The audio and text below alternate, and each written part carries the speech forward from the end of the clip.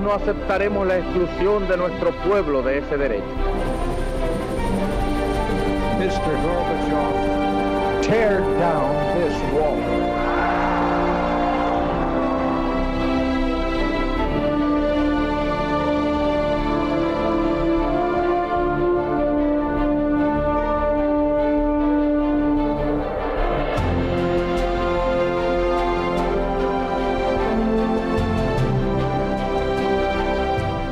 Buenas noches, señoras, caballeros. Bienvenidos a esta edición extraordinaria de Tiempos Modernos, extraordinaria como extraordinarios son los tiempos que estamos viviendo. Edición que viene motivada por lo siguiente. En pleno proceso separatista catalán va el Congreso de los Diputados y por iniciativa del Partido Socialista decide anular el juicio contra el expresidente de la Generalitat de Cataluña, Lluís Companys. Personaje que efectivamente representa parte de la memoria del nacionalismo catalán, pero cuyo comportamiento entre el año 34 y el 39 fue juzgado unánimemente como sedicioso, lo mismo por las derechas que por las izquierdas e incluso por cierta parte del propio nacionalismo catalán.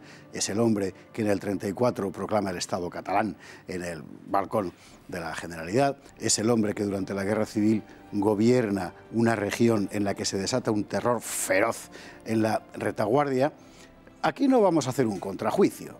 Los juicios de los tribunales de guerra son juicios de tribunales de guerra, los juicios de las Cortes son juicios políticos, pero nos interesa sobre todo el juicio de la historia. Realmente, ¿quién fue, qué hizo Lluís Companys? De eso hablaremos hoy.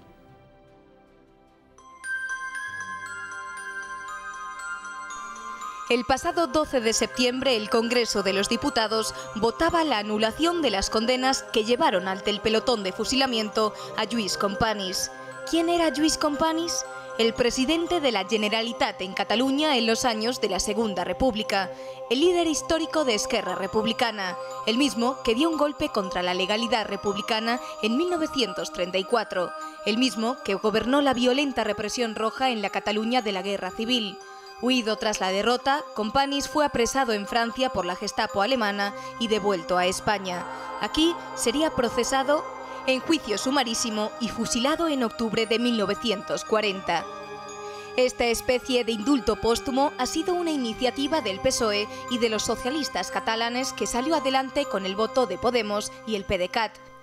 Ciudadanos se abstuvo, votaron en contra el Partido Popular y, curiosamente, Esquerra Republicana de Cataluña, el partido al que perteneció el propio Companys. ¿Por qué votó en contra Esquerra? Porque Esquerra exige que en la ley de memoria histórica no se acuse al régimen de Franco de ilegitimidad, sino de ilegalidad. El hecho, en todo caso, es que el Congreso ha decidido que el juicio contra Companys fue nulo 77 años después de su fusilamiento.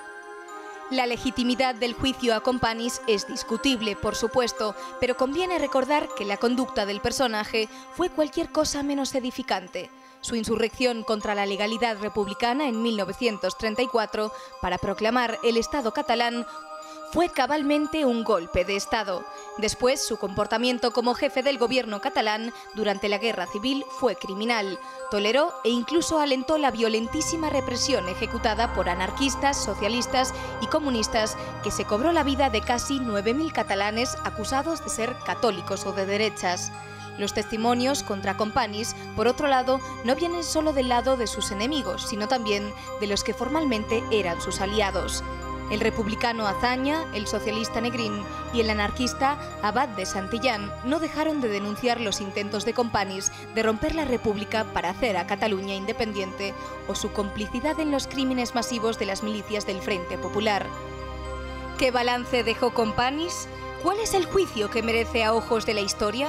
Eso es lo que veremos hoy en este programa especial de Tiempos Modernos. Bueno, pues hemos aquí dispuestos a hacer un juicio que evidentemente no va a ser amable y tampoco neutro, porque no se trata de eso. Aquí no queremos buscar el voto de nadie, sino simplemente tratar de contar lo que de verdad pasó a nuestro leal saber y entender. Don Pío Moa, muy buenas noches. Hola, buenas noches. Contamos para ello efectivamente con Pío Moa, que es uno de los autores que más a fondo ha entrado en la realidad del movimiento separatista catalán en los años 30, y con Juan Fruguer, muy buenas noches. Muy buenas noches. Cuyo blog en La Gaceta acerca de los crímenes del comunismo es leidísimo, bien conocido, una enorme cantidad de documentación, y que conoce muy bien cómo fue el terror desatado en la Cataluña de Companys, precisamente, durante los años de la Guerra Civil. Yo quizá empezaría por el principio para las, como se dice ahora tanto, para las víctimas de la LOCSE, Pío, tratando de recordar, bueno, quién era Companys y cómo llega al poder. Estamos hablando de un personaje que es uno de los líderes, digamos, de segunda fila del separatismo catalán en los años 20,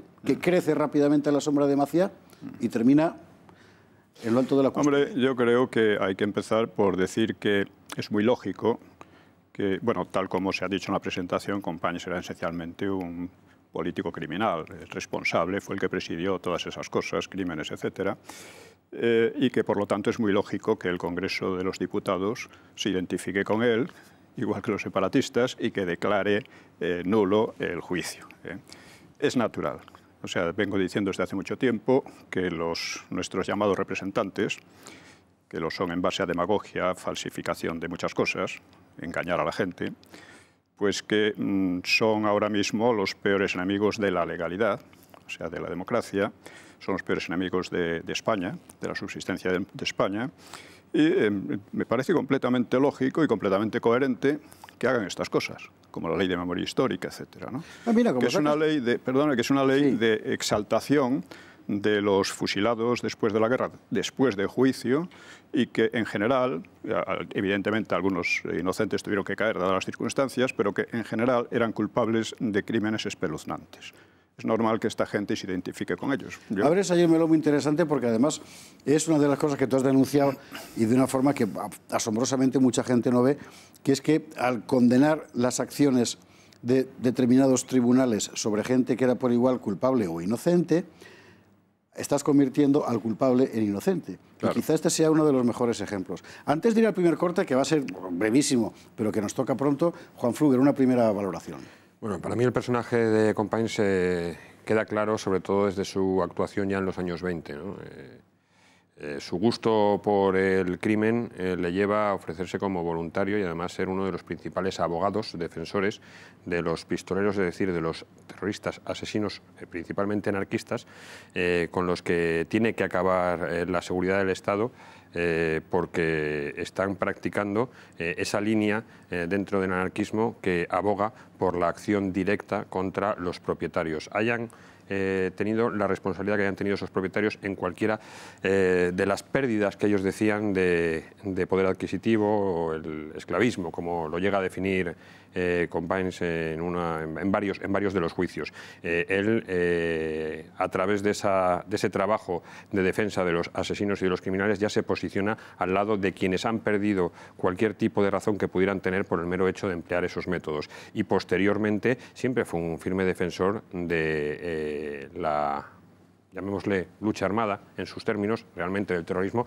para imponer cualquier tipo de ideología política que él defendiera. Lo demostró en los años 20, lo demostró en los años 30 y lo demostró durante la Guerra Civil con el firma por orden que aparecen en cientos de condenas a muerte de personas que el único delito que habían cometido era tener una creencia religiosa o no pensar directamente como él.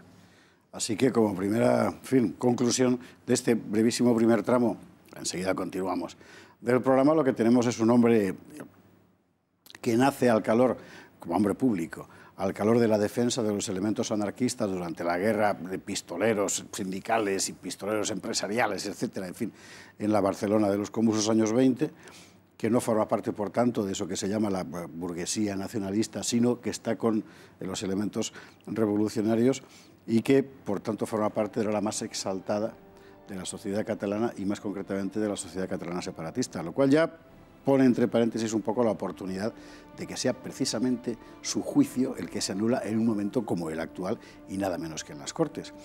Enseguida vamos a entrar más a fondo en lo fundamental. Estamos hablando de un hombre que en 1934 se subleva contra el poder legal de la República. Eso lo vemos enseguida. Hasta ahora mismo.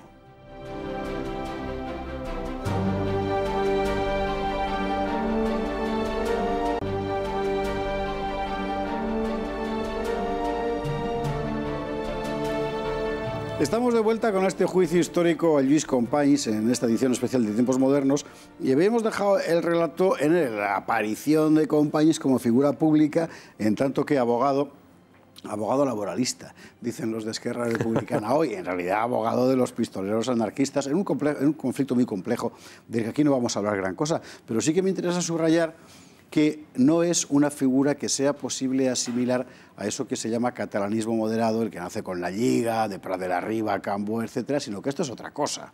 Pío Moa, en su libro del Nacionalismo, es una historia chocante, ha desarrollado ampliamente la cuestión de los nacionalismos vasco y catalán, y esa época la conoce muy bien. El mundo del Estat català, de Macià, etcétera, sí, no es exactamente el mundo de Prat de la Riba y sobre todo de Cambó.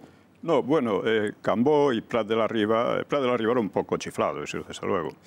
Cambó evolucionó desde el nacionalismo, vamos a decir así, que en el fondo tendía al separatismo, aunque ellos siempre han estado dudando entre separarse o convertirse en los amos de España. En que los catalanes, la Cataluña, la región, porque partían de una idea histórica completamente falsa, que es que antes había sido Castilla, un poco el centro de España, y que ahora le tocaba a Cataluña.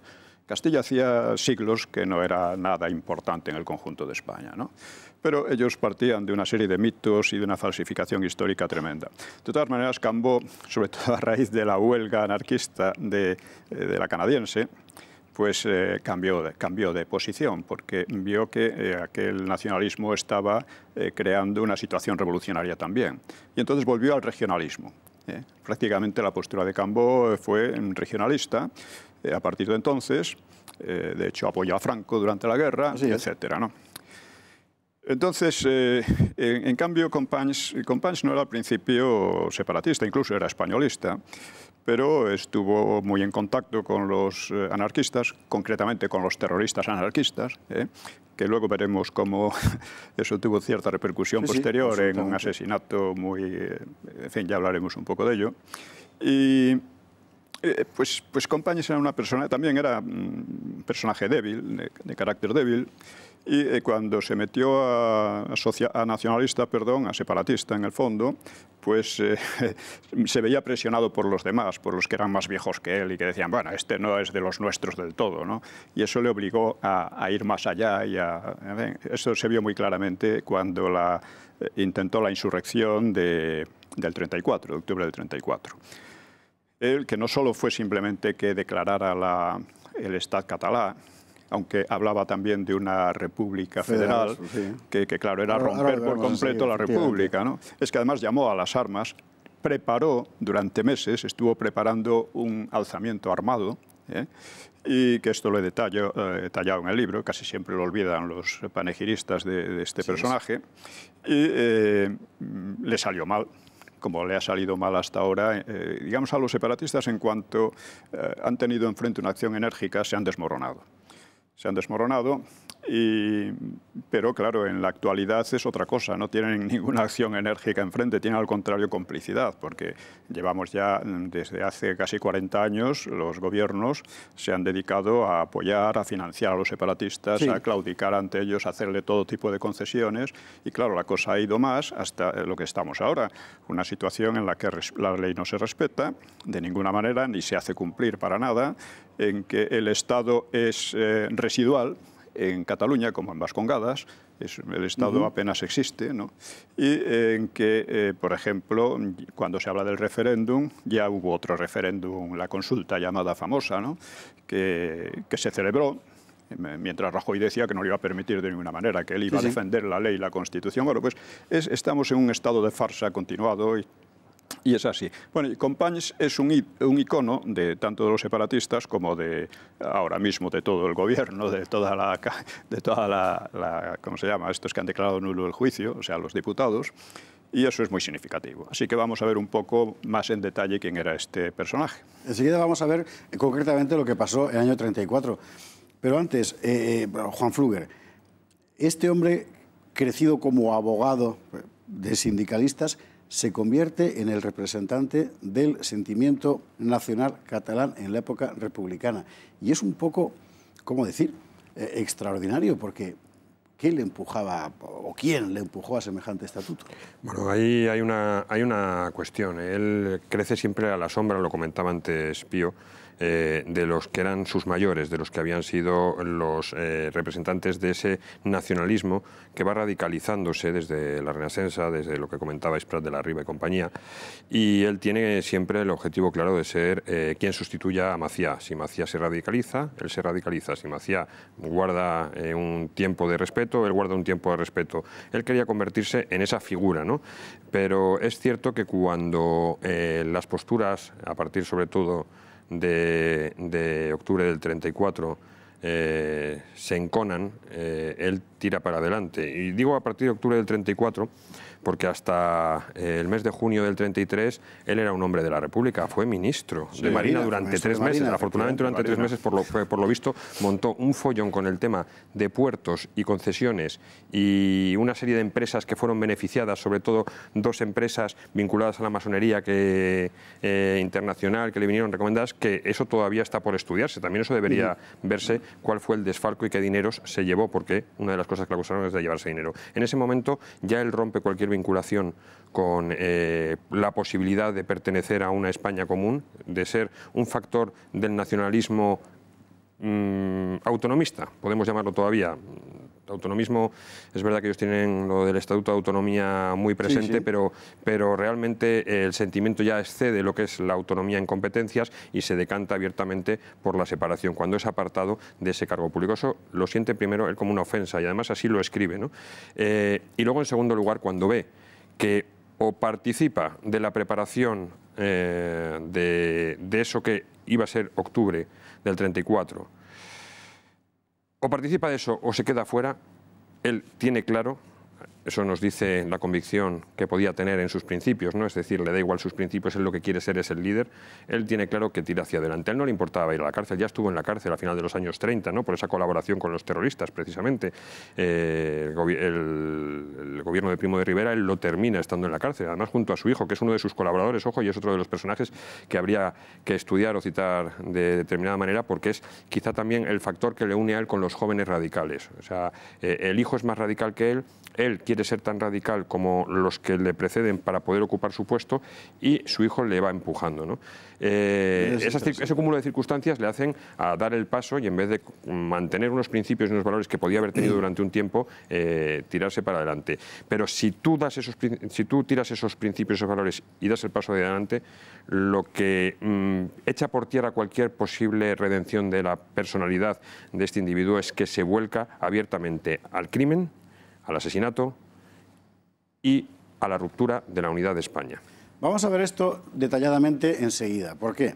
Recuperemos los hechos. 1931 se proclama la República.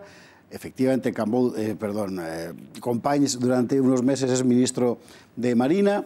En el año 32, a partir del año 32, surge un serio conflicto entre el gobierno catalán y el gobierno de la República por una ley de cultivos, una cuestión agraria que en principio parecía puramente técnica. Este conflicto se va enconando. Cataluña tiene su estatuto de autonomía en el propio año 32, si yo no recuerdo mal. En el 33 gana las elecciones el centro-derecha. A partir de ese momento, el conflicto famoso agrario todavía se hace más vehemente y Companys empieza a apartarse de la órbita, como decía Pfluger, gubernamental, institucional. Y es cuando, como señalaba antes Piemoa, empiezan a armarse a milicias nacionalistas, separatistas en Cataluña. Todo eso resulta que en octubre del 34 estalla, cuando la CEDA entra en el gobierno. Había ganado las elecciones, pero hasta fin parecía que no podía entrar en el gobierno un partido de derechas. Bueno, cuando entra, estalla. Y estalla en forma de revolución socialista y, en concreto, en Cataluña, en forma de insurrección. En principio no separatista, pero enseguida veremos por qué sí lo era realmente, apoyada allí por el PSOE. Ese día, efectivamente, como señala Pfluger, Companys cruza el Rubicón y se pone abiertamente fuera de la ley. Pasó así.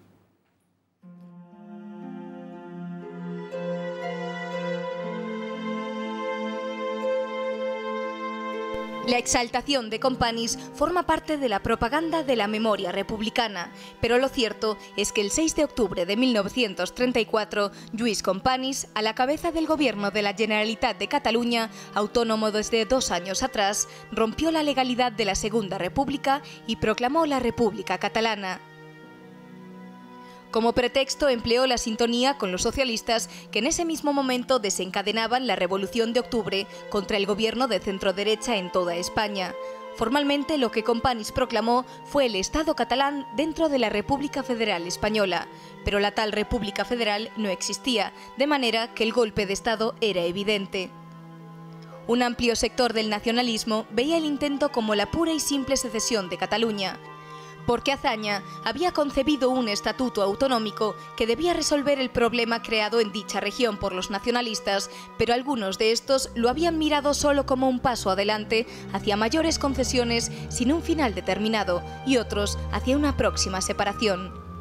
Lo cierto es que ante la rebelión, la gran masa de los catalanes, como del resto de los españoles, permaneció afecta a la legalidad, desoyendo los llamamientos a las armas prodigados por la radio que dominaban los líderes de la Esquerra. Entonces el jefe militar de Cataluña, general Batet, trató de parlamentar el jefe de los Mossos d'Esquadra para que se pusiera a sus órdenes. Este le respondió que solo obedecería al presidente de la Generalitat. Batet habló a continuación con el presidente del gobierno de la República, Lerroux, y proclamó el estado de guerra. Los de Companys movilizaron un centenar de Mossos d'Esquadra y 1 millar de milicianos separatistas y socialistas. Desde meses atrás habían sido armados por el propio partido de Companys. A las 11 de la noche de aquel 6 de octubre de 1934, una compañía de infantería y una batería del regimiento de artillería llegaron a la Rambla de Santa Mónica. Cuando el capitán se dispuso a leer el bando de proclamación del estado de guerra, los separatistas empezaron a disparar, resultando muertos un sargento y heridos otros 7 militares. La respuesta fue un cañonazo de artillería. Así se acabó el golpe de Companys. A la 1:30 de la madrugada del 7 de octubre se rendían los golpistas. Bueno, es lo que se llama la legalidad republicana, contra la que efectivamente se había levantado Companys. Bueno, vamos a ver, la legalidad republicana era muy especial. Sí, cierto. Se basaba en ¿cómo se llama? Una constitución hecha sin consenso ninguno y sin refrendo popular. No hubo referéndum para esa constitución, pero de todas maneras era la legalidad que había, ¿no? Y es evidente que esta legalidad había sido hecha por las izquierdas y son las izquierdas las que empiezan a destruirla. Y empiezan a destruirla en cuanto, basándose en esa misma legalidad, las derechas sacan una gran victoria electoral en 1933. Concretamente, el partido de Companys declaró que se consideraba en pie de guerra, ya en ese momento, en unas declaraciones, en unos artículos muy fuertes, ¿no? de aquel momento, ¿no? Muy anticlericales, pero brutalmente anticlericales.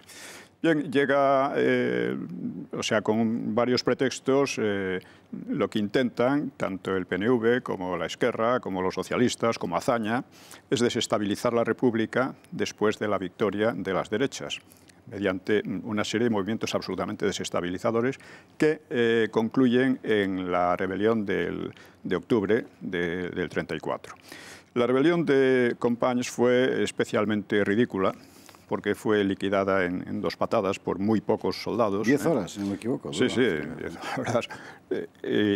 Ellos, curiosamente, desde la radio que dominaban, estaban constantemente llamando a la población a las armas, que hay que resistir, que tal. Por supuesto, la población no les hizo ni caso, lo cual revela también que la gran mayoría de los catalanes estaban a favor de la legalidad y estaban en contra de tales aventuras, ¿no? Pero después de este fracaso, la propaganda separatista pues creó una imagen absolutamente demencial de Companys. Companys es Cataluña, Cataluña es Companys. Companys y Cataluña se encontraron el 6 de octubre y ya nunca se separarán. Cosas así, mientras él estaba encausado, ¿no? En la cárcel. Y quizás una de las cosas más graciosas, bueno, graciosa a su manera, es la defensa que hicieron ante los jueces, ¿no?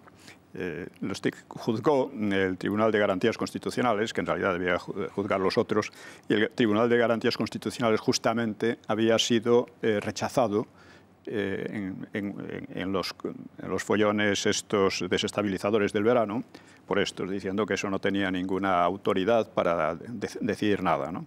Pero era un tribunal mucho más benévolo que lo que hubiera sido con un tribunal corriente. El caso es que, no sé si hay tiempo ahora para desarrollar, una de las cosas más graciosas, ya digo, a su manera, es la defensa de estos personajes. Ellos decían que no tenían nada, que ellos no. Y les preguntaron, pero bueno, ustedes... no, nosotros simplemente es que había rumores de que los anarquistas iban a tomar, y nosotros, pues para prevenirlo, es interesante, pues, movilizamos. Porque eso que era el alegato de la defensa, sí, que era de Osorio y Gallardo, si no recuerdo mal, sí, sí. Hoy es la versión oficial en Cataluña, que es una cosa fantástica. Vamos a hablar de esto inmediatamente a la vuelta de la publicidad. Serán cobardes, además, porque en lugar de admitir su responsabilidad, se escaqueaban. Ya hablaremos más de esto. Vamos al anuncio, volvemos.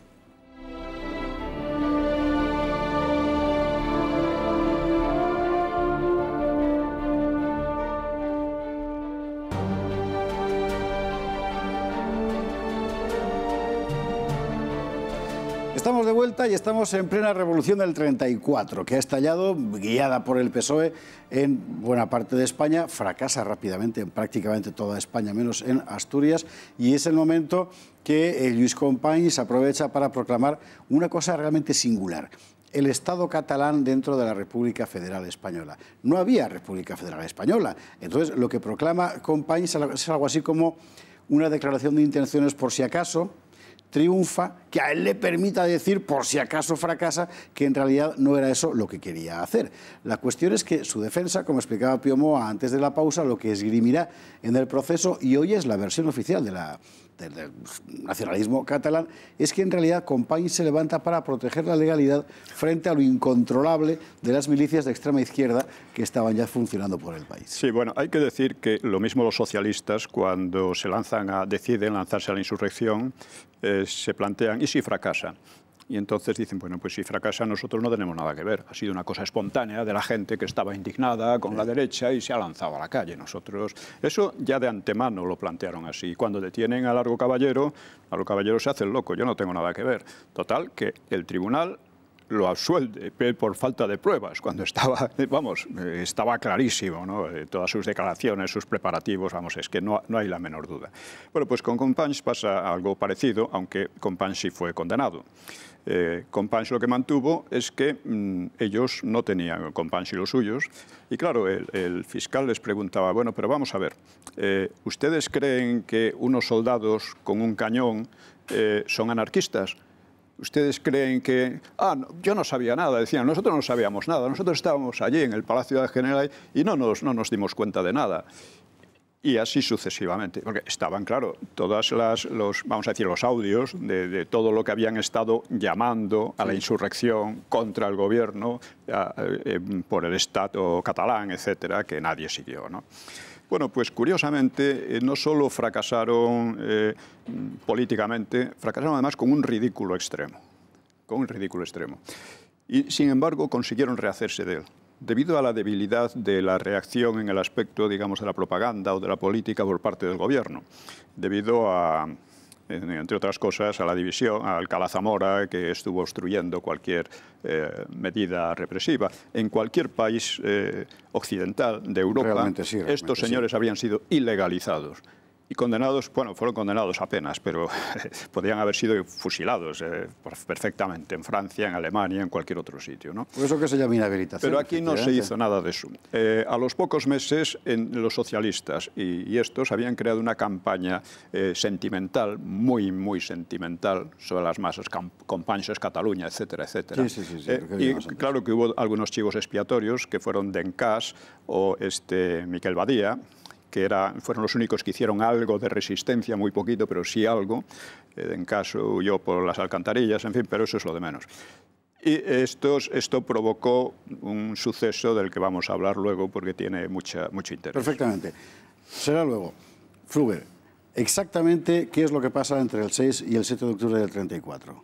Bueno, si me permites, nos vamos al 5 de octubre. Venga, vamos al 5 de octubre. 5 de octubre empieza la llamada huelga general revolucionaria, es decir, el levantamiento, el intento de golpe de Estado de socialistas, un sector del socialismo, las milicias socialistas, anarquistas y comunistas, que es desmontado en toda España.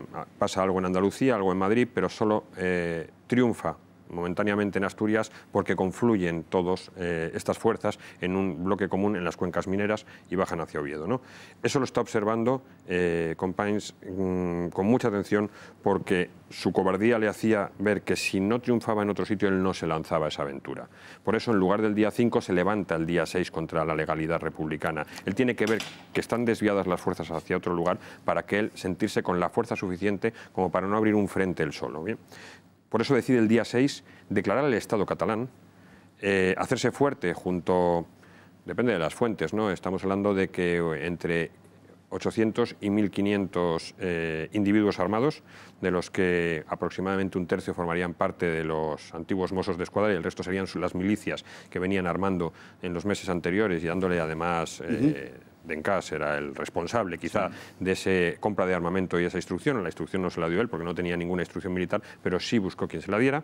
Y en ese momento declaran, por mucho que dijeran después en los juicios, las memorias al respecto de Osorio Gallardo son divertidísimas, porque Osorio Gallardo tiene un libro de memorias sobre lo que hizo él jurídicamente y demás, aquello parecía que había sido el inventor, ¿no?, de la defensa en un caso penal, y es miserable, ¿no?, lo que intenta vender. Bueno, pues en ese momento, ya acuartelados, declaran el Estado catalán. Como bien dices, todos los medios que controlaban, muy similar a lo que está ocurriendo ahora con las televisiones públicas que controlan los actuales separatistas catalanes, empiezan a difundir un mensaje para ver si no llaman a que se sumen al esfuerzo armado, sino a que rodeen el Palacio de la Generalidad para evitar que la columna que ya saben del ejército llegue a tomar posiciones. Evidentemente no aparece ahí absolutamente nadie y las columnas llegan hasta la puerta del Palacio de la Generalidad. Otro argumento para saber que mienten cuando dicen que van a defender de los anarquistas. La Generalidad. ¿Por qué? Porque ellos llaman a que se interpongan, como esa especie de barrera humana que se usan en muchas guerras de forma miserable, ante el ejército que sabe que está viniendo, que saben que está llegando. En ese momento, el general Batet, al mando de las tropas, da un ultimátum. El ultimátum, sin que haya un movimiento de tropas de acercamiento, es respondido con fuego desde las ventanas de la Generalidad, causando una baja por muerte y otras 7 por heridos de diferente consideración. En ese momento, ¿la respuesta cuál es? Un único cañonazo.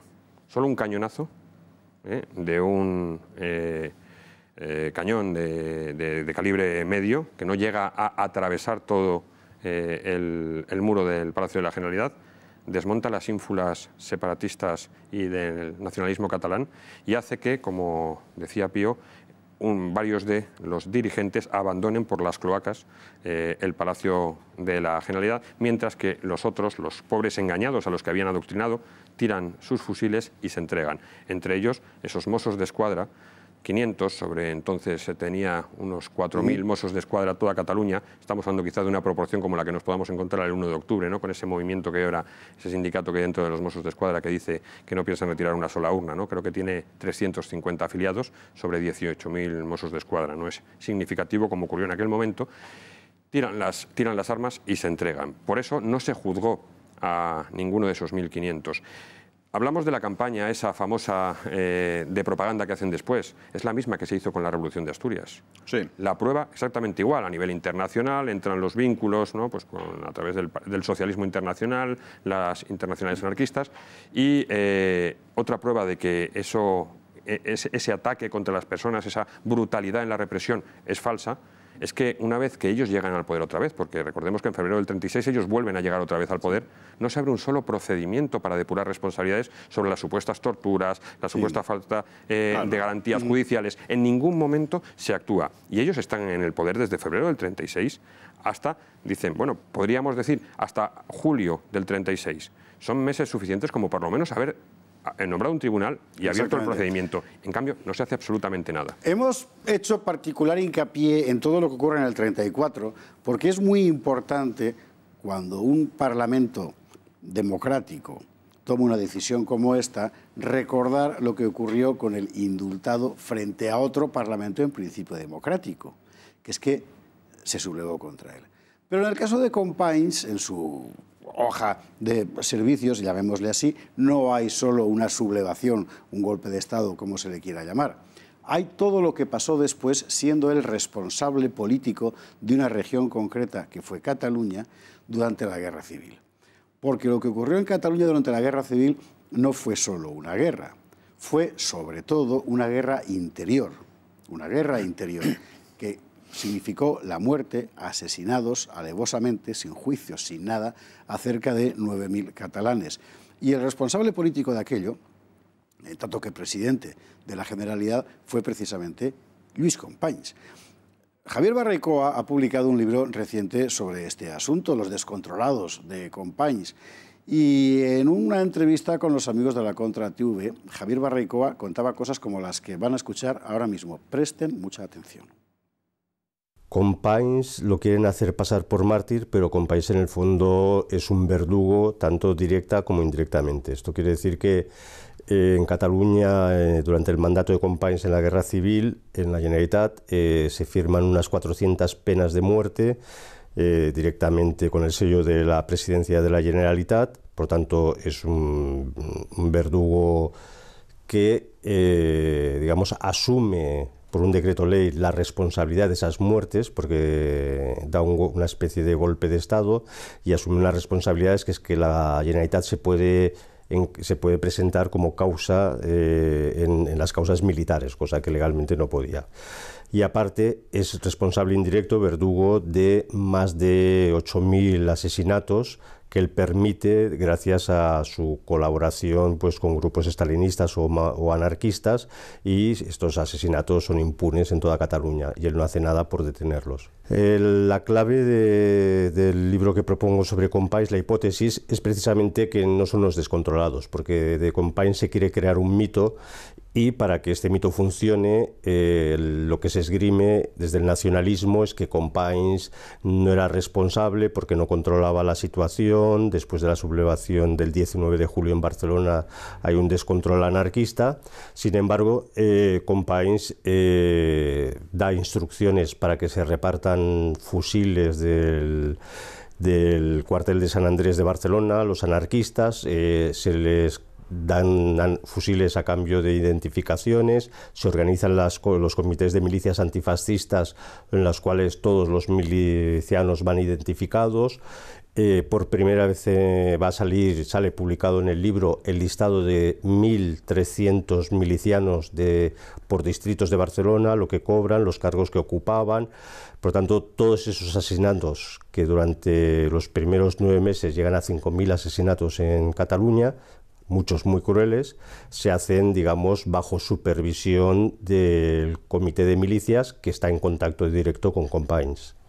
Esquerra Republicana debería tener noticias, porque en Barcelona concretamente llega a haber 46 checas o centros de prisión y tortura a la vez, muchos de ellos controlados por partidos políticos. Esquerra Republicana tenía en concreto una checa, y se sabe que una forma de eliminar los cadáveres muy específico de Esquerra Republicana era llevarlos a una cementera que está en la ciudad de Montcada y Reixac, y ahí los echaban a los hornos de la cementera, los cuerpos. Hace muy poco el antiguo alcalde de Barcelona, de Convergencia y Unión, Xavier Trias, hizo un homenaje a los asesinados en Montjuïc, fusilados por Franco, pero se olvida de que su tío Ignacio fue asesinado por Companys, con la firma de Companys, y es una vergüenza, digamos, que haya callado. También la última masacre en Montjuïc es muy curiosa, porque Companys consigue que el gobierno de la República le dé el castillo de Montjuïc a la Generalitat, y entonces, como una forma de no ensuciar el castillo, dejan de hacer fusilamientos ahí, pero una forma de fusilar o de matar a los condenados a muerte era llevarlos. Se convocaba una turba de gente y se lanzaban sobre ellos y los linchaban en vivo, o sea, ya ni siquiera eran fusilamientos militares. Y de hecho, en la última masacre llega a haber hasta 6 mujeres embarazadas que son asesinadas con la firma de Companys, ¿no? Es un personaje muy complicado, es un personaje, hemos de pensar que es un republicano que tiene título de nobleza por parte de su madre, de una nobleza jover de Lérida. Es un personaje que, siendo muy rico, es un vago profundo, tardó 18 años en acabar la carrera, simplemente le gustaba la política, se mete en el mundo del espiritismo. Luego, antes de ser fusilado, su familia era muy católica y por intercesión de sus hermanas se llega a confesar. Pero toda su vida política es como una sucesión constante de traiciones. Él era españolista, profundamente españolista, milita con Lerroux, con los republicanos de Lerroux. Él había, digamos, pegado y atizado a catalanistas por bailar sardanas. Luego, cuando cambian las tornas, se pasa pues a los republicanos, cada vez más radicales, se acerca a los anarquistas. Cuando parece que el catalanismo va a ser fuerte, pues se pasa al catalanismo y muchos catalanistas no se fían nunca de él, incluso ahí hay muchos rifirrafes. Y él, cuando ya entramos en la fase de la guerra civil, prefiere pactar con los anarquistas y empieza a traicionar a todos sus compañeros anarquistas, catalanistas. Y cuando ya ha utilizado a los anarquistas, los traiciona a todos y pacta con los estalinistas. Digamos que va dejando, es un personaje que va dejando un reguero de sangre a su paso. Es un personaje celoso, hay testimonios de gente que lo ve chillar, dar pataletas, tirarse al suelo cada vez que le llevaban la contraria, era como un niño malcriado. Hasta Macià le tenía que echar broncas de este comportamiento prácticamente infantil, ¿eh? Es todo un personaje histriónico, es la palabra. Bueno, hay una mitología sobre la muerte y algunos comentarios a hacer. La mitología es que dicen que Companys decide morir descalzo para pisar la tierra de Cataluña, como una forma de sentirse morir por la patria. Esto no es así, murió calzado. Se ha creado un mito. También es verdad que él, cuando ya es entregado por la Gestapo a las autoridades españolas y ya entra en un proceso que le va a llevar al juicio y después a la muerte, él en sus escritos cada vez es más místico, habla de Dios, pide que recen por su alma, él ofrece, pero lo mezcla también un poquito con que le da muchas gracias a Dios por morir por sus ideales de Cataluña. Digamos que en ese sentido es un personaje curioso. Sí, la confesión se debe gracias a sus hermanas. Sus hermanas dejaron de hablarle cuando Companys se divorcia, porque con la República se aprueba la ley del divorcio. Uno de los primeros que se divorcia es Companys, y sus hermanas eran muy devotas de Santa Teresa, entonces le habían dejado de hablar, pero cuando llega a Barcelona va a ser juzgado, interceden a las autoridades, rezan muchísimo a Santa Teresa, lo dejan por escrito que esperan que no sea fusilado el día de Santa Teresa, y de hecho es fusilado el día de Santa Teresa de Jesús, y esto crea como una paradoja, digamos, un poco curiosa de lo que es España, ¿no? Que las hermanas, que eran muy devotas de Santa Teresa, pues luego resulta que Franco también pasó toda la guerra con el brazo incorrupto de Santa Teresa, ¿no? Y Companys por ahí en medio. Es verdad que la muerte de Companys, muchísimos testigos de la época, compañeros de Esquerra Republicana, catalanistas, socialistas, todos dicen prácticamente lo mismo. Companys es un desastre, Companys ha traído la tragedia a Cataluña, Cataluña ha perdido todo lo que tiene por culpa de Companys, pero Franco lo ha hecho un mártir, ¿no? Y entonces, incluso alguno llega a decir, Franco nos ha obligado a hacer un mártir o una imagen, un icono de Companys, cuando Companys ha sido lo peor que le había podido ocurrir al catalanismo, ¿no? Lo peor que le había podido ocurrir al catalanismo, dice Javier Barreco, autor de Los descontrolados de Companys en Libros Libres. Pío Moa, es verdad que tanto Azaña como Negrín, como Abad de Santillán, los juicios de personalidades de lo más relevante del Frente Popular sobre Companys son unánimemente acerbas. Sí, bueno, primero hay que decir, usted dijo que hablaba de un parlamento democrático. Un parlamento democrático no es el que tenemos. Un parlamento que hace lo que está haciendo la ley de memoria histórica no es un parlamento democrático. Si nos metemos en ese jardín, se nos va a ir el programa y nos quedan apenas 8 minutos. Simplemente hacer esta precisión. Ahora, eso de que Franco hizo un mártir es otra historia. O sea, Franco, después de la guerra, decidió hacer justicia con los crímenes que habían sido espeluznantes, ¿no? Y mediante juicio. No, pero perdón, Pío, tenemos muy pocos minutos y me interesaría sobre todo que el espectador sepa no tu opinión sobre lo que ha dicho Barraicoa, sino la cuestión de cómo dentro del propio campo republicano sus principales responsables... Sí, bueno, quería hablar de un tema que es muy interesante porque es muy significativo. Es casi anecdótico, pero es una anécdota que es una categoría, ¿no? Poco antes de que estallara de nuevo la guerra en julio, pues fueron asesinados Miquel Badia y su hermano. Estos habían sido los jefes, sobre todo Miquel Badia había sido el jefe de los organismos de represión de la Generalitat, de la Generalidad, unos meses, o sea, antes del 6 de octubre.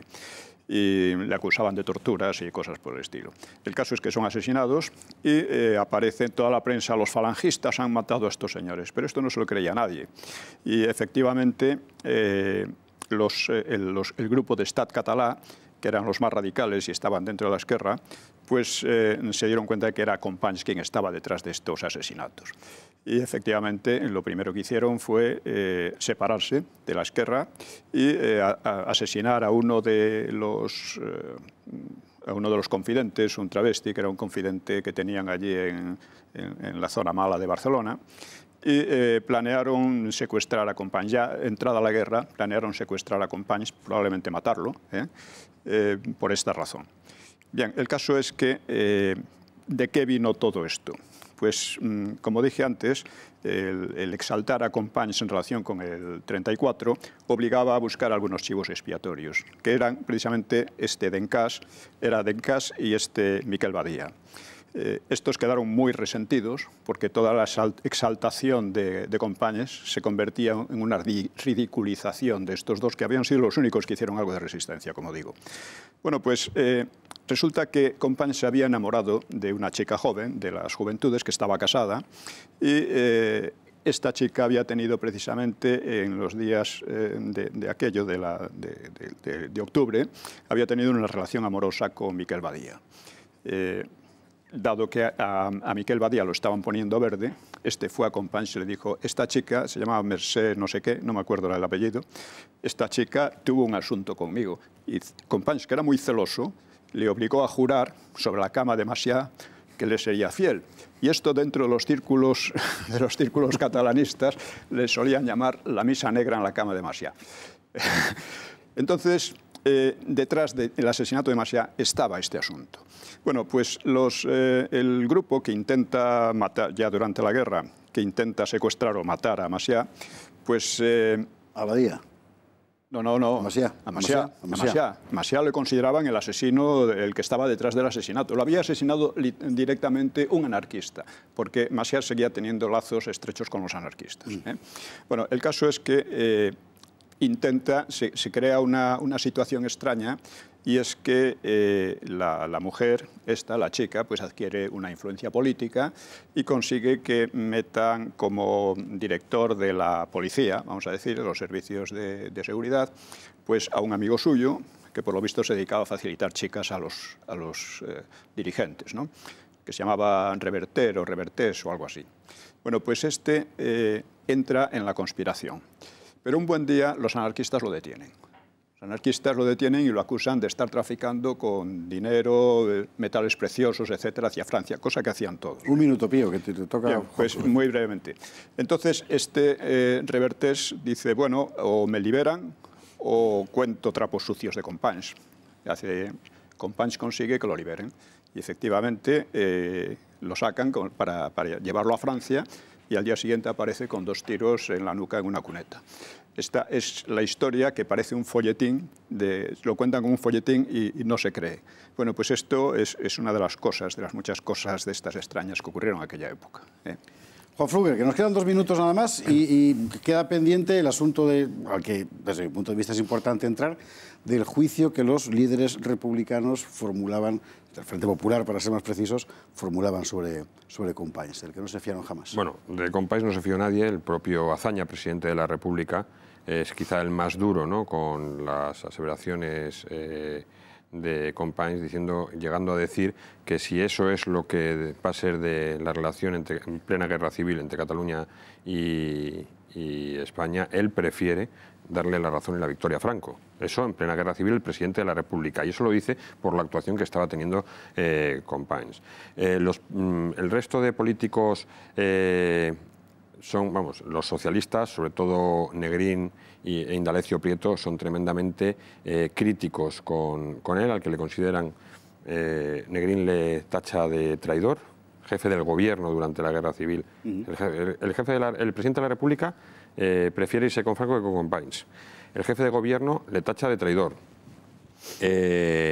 Indalecio Prieto le critica la cobardía que ha mantenido siempre. Y un individuo tan sumamente bestial como Largo Caballero, Lenin español, habla de la brutalidad con la que se está comportando en Cataluña.